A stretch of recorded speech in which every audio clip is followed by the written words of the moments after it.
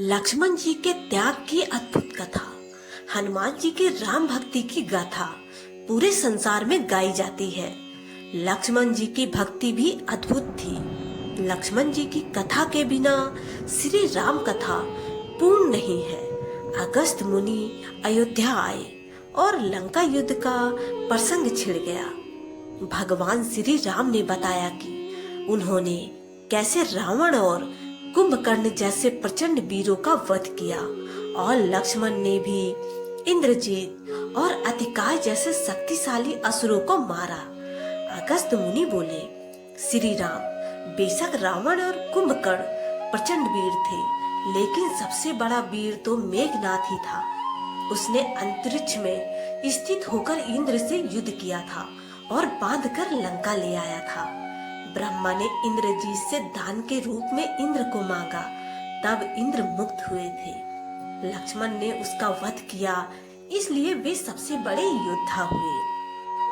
श्री राम को आश्चर्य हुआ, लेकिन भाई की वीरता की प्रशंसा से वह खुश थे। फिर भी उनके मन में यह जिज्ञासा पैदा हुई कि आखिर अगस्त मुनि ऐसा क्यों कह रहे हैं कि इंद्रजीत का वध रावण से ज्यादा मुश्किल था। अगस्त मुनि ने कहा, प्रभु, इंद्रजीत को वरदान था कि उसका वध वही कर सकता था जो 14 वर्षों तक न सोया हो, जिसने 14 साल तक किसी स्त्री का मुख न देखा हो और 14 साल तक भोजन न किया हो। श्री राम बोले, परंतु मैं वनवास काल में 14 वर्षों तक नियमित रूप से लक्ष्मण के हिस्से का फल फूल देता रहा। मैं सीता के साथ एक कुटी में रहता था। बगल की कुटी में लक्ष्मण थे। फिर सीता का मुख भी ना देखा हो और 14 वर्षों तक सोए ना हो, ऐसा कैसा संभव है? अगस्त मुनि सारी बात समझकर मुस्कुराए। प्रभु से कुछ छुपा है क्या?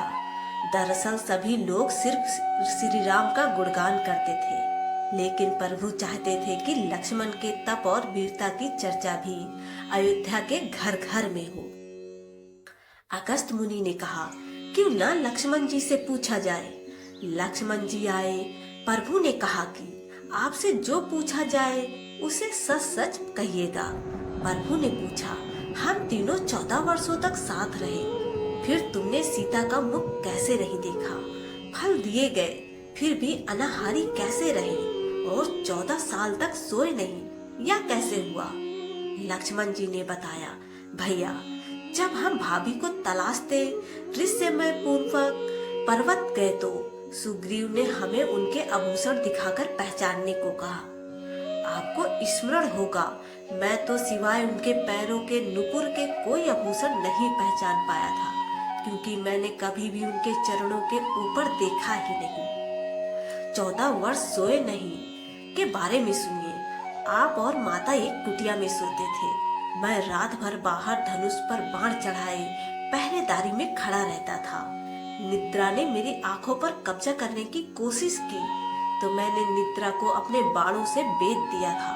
निद्रा ने हार कर स्वीकार किया कि वह 14 साल तक मुझे स्पर्श नहीं करेगी, लेकिन जब श्री राम का अयोध्या में राजाभिषेक हो रहा होगा और मैं उनके पीछे सेवक की तरह छत्र लिए खड़ा रहूंगा, तब वह मुझे घेरेगी।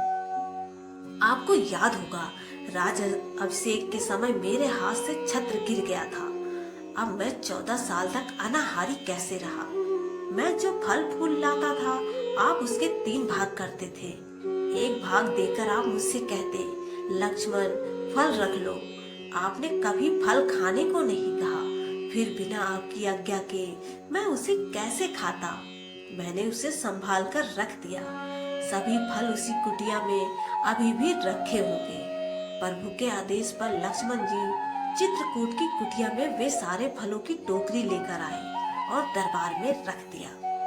फलों की गिनती हुई, 7 दिन के हिस्से के फल नहीं थे। प्रभु ने कहा, इसका अर्थ है कि तुमने 7 दिन तो आहार लिया था। लक्ष्मण जी ने 7 फल कम होने के बारे में बताया। उन्होंने 7 दिनों में फल आए ही नहीं। जिस दिन हमें पिताश्री के स्वर्गवासी होने की सूचना मिली, हम निराहारी थे। जिस दिन रावण ने माता का हरण किया, उस दिन फल लाने कौन जाता? जिस दिन समुद्र की साधना कर आप उससे राह मांग रहे थे।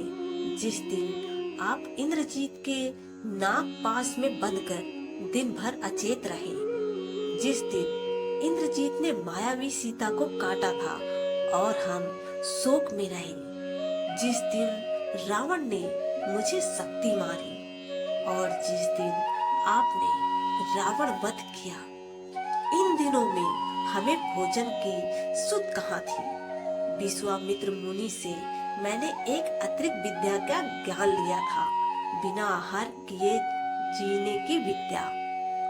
उसके प्रयोग में से 14 साल तक अपनी भूख को नियंत्रित कर सका, जिससे इंद्रजीत मारा गया। भगवान श्री राम ने लक्ष्मण जी की तपस्या के बारे में सुनकर उन्हें हृदय से लगा लिया।